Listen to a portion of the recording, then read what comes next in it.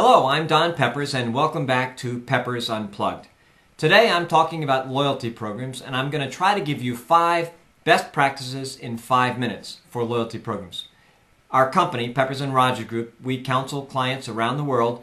All of our clients want to improve customer retention and grow their customers into bigger customers, improve their lifetime values. Sometimes that involves a loyalty program, and we've counseled a lot of companies on those programs. We've come to have a particular set of beliefs about what a really good loyalty program is going to include. And they're basically 5 best practices. And they have to do with insight, modularity, openness, simplicity, and relationships.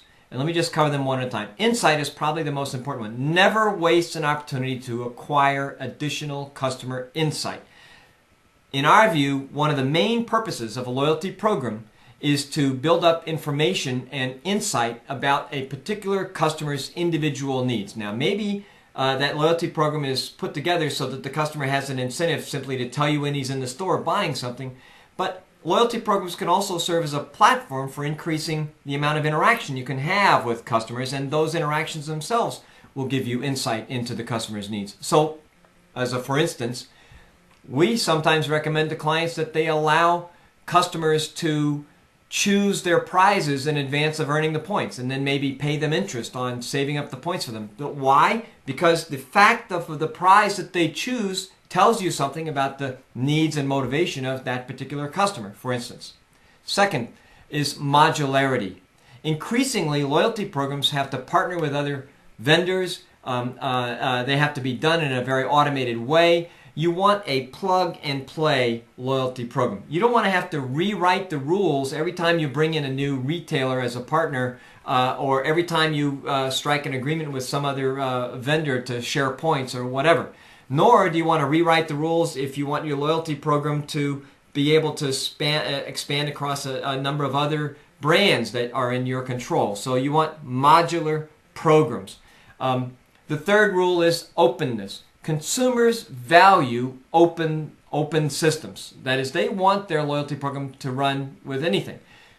We've actually counseled airlines that they ought to consider strongly allowing frequent flyers to redeem their airline miles on competitive airlines, completely competitive airlines. Go out and buy the mileage off of those competitive airlines. If I am a Delta flyer and I want to fly on some non-Delta ally, maybe Delta ought to just allow me to do that. Why? Because the insight is what's important to Delta. And the fact that they've allowed me to choose an airline and make other choices, so that's what's really important. The mileage, that's just the currency. You're going to pay for that anyway.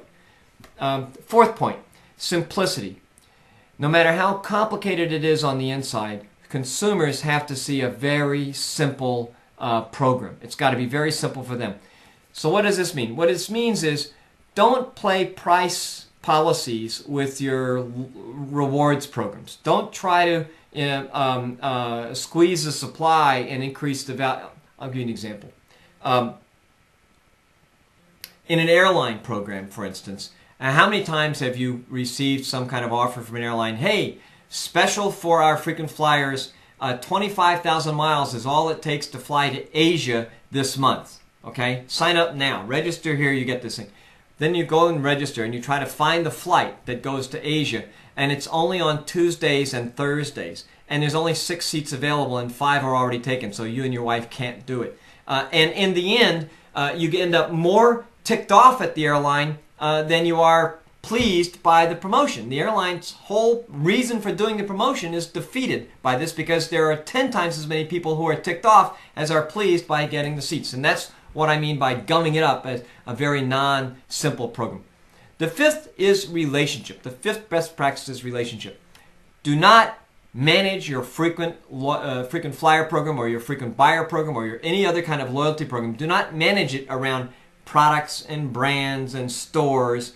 Manage it around individual customer relationships. You might want to strongly consider putting individual marketing managers within your firm in charge of particular types of loyalty program participants, because you're going to have a great deal of insight into these participants. You're going to know who they are and what their motivations are, and you want somebody in the organization actually speaking up for those people and trying to sell more to them. So those are the 5 best practices, okay? Again, never waste a chance to get customer insights. Always design your program in a modular fashion. Keep it simple to the consumer. Manage around relationships, and make it an open system. Make it as open as possible to all the other programs and alliances out there.